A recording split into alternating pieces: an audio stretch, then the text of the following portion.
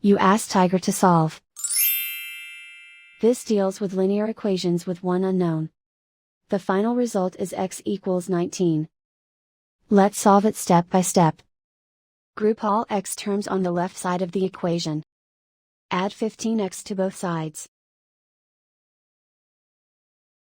Group like terms. Simplify the arithmetic. Group like terms. Simplify the arithmetic. Group all constants on the right side of the equation. Add 134 to both sides. Simplify the arithmetic.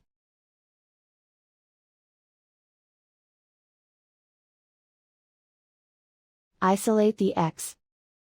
Divide both sides by 17. Simplify the fraction. Find the greatest common factor of the numerator and denominator. Factor out and cancel the greatest common factor. And so the final result is x equals 19.